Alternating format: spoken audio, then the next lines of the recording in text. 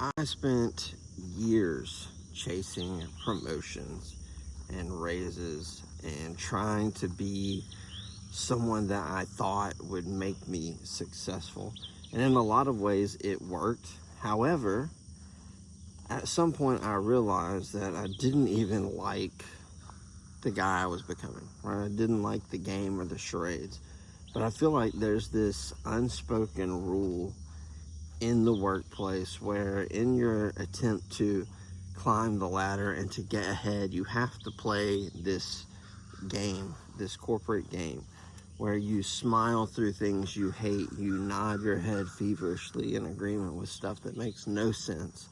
One day you wake up and you realize that you've just been playing this game, acting as this character that doesn't even represent anything that you actually are.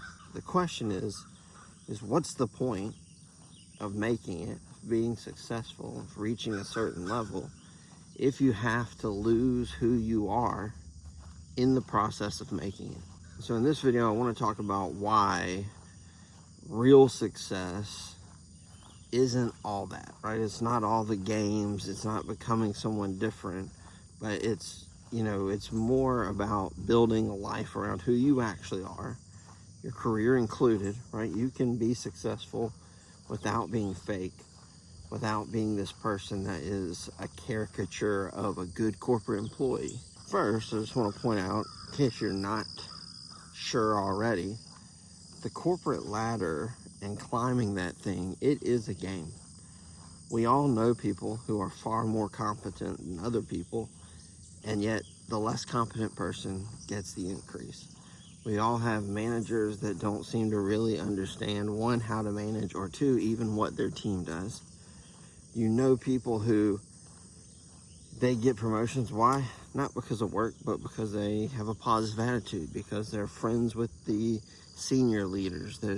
It's all this game. It's a social contract. It's this process that you're going through that is it's a charade. It's a show. It's theater. It's not, merit-based promotions where the brightest and the best get all the advancement. In fact, you could be so good at your job that they intentionally hold you back because they can't afford to lose you. And the unfortunate thing for many of us, myself included, is that that's just not who we are. This idea of building relationships and networking and faking it and being the person that's always happy at work and smiling and just, every time your boss comes up with some dumb idea, you're, right? We're not all those people. And it's not even that those people are bad, right? There are people out there that is their natural disposition, and that's great for them because that's going to work out really well for their career. But for a lot of us, that's just not our personality. That's just not who we are. And I feel bad because I've been there before, but you see these people that are chameleons at work. Depending on what meeting they're at and who's in that meeting, they're completely different people. In one meeting, they're real honest and blunt and, they're real frustrated. Then they get on the bigger team meeting, and you would think they're the happiest people on earth. They've never had a problem in their life at work. And I don't even know who they are.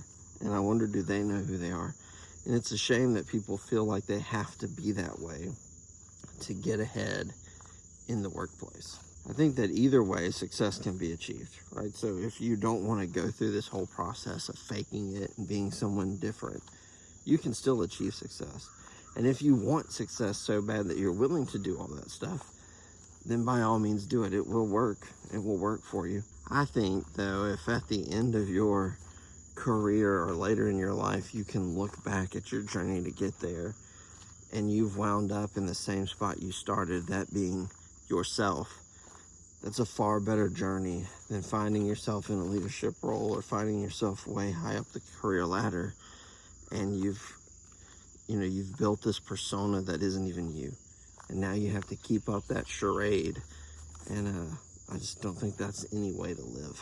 And just some encouragement, being yourself is not a guarantee of failure, right? If you don't want to network or fake it or suck up to the boss, there are actually a lot of people that will gravitate to that. Some leaders don't like suck-ups, right? A lot of people don't trust people that do that. So, you know, good leaders are not going to fall for someone who's just sucking up all the time. A lot of co-workers who are in a similar boat as you may even find you more endearing if you're just honest and blunt and you just are who you are. People gravitate to realism, to authenticity. And so just being yourself isn't, you know, the end of your career. It's just a different path.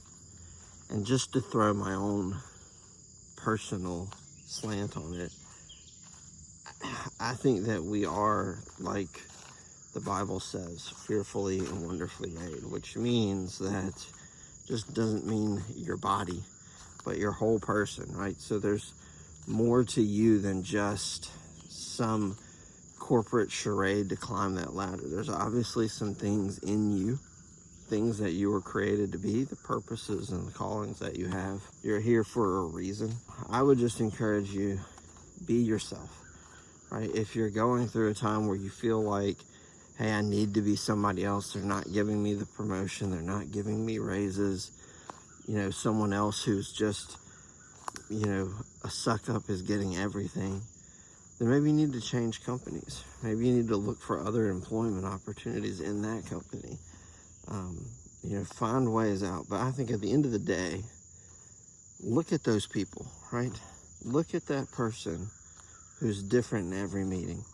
Or look at that person that when your boss suggests something that is so crazy it doesn't even make sense, and you see that one person on the Teams call or in the office who's nodding their head feverishly.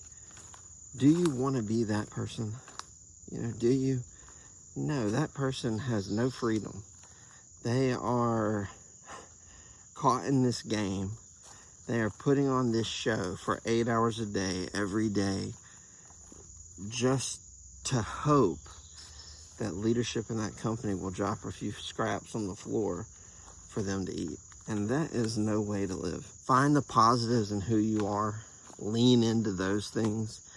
And I think good people will gravitate to you. Good leaders will see it and appreciate it. And then, just in case I need to say it, that does not mean that, you know, if your natural disposition is to always be rude and to be a jerk, maybe scale that part down. You know, display your sense of humor and your intelligence and leave some of the anger and frustration in the car. We all want success. I just think that success as you, right, being who you are, is far more enjoyable than success where you've played this game, you've gotten yourself to this role, and now you're having to live out these expectations of who you are that aren't even real. They're just made up. You just were playing the game. If you did like this video, please like and subscribe, and I will see you guys in the next one.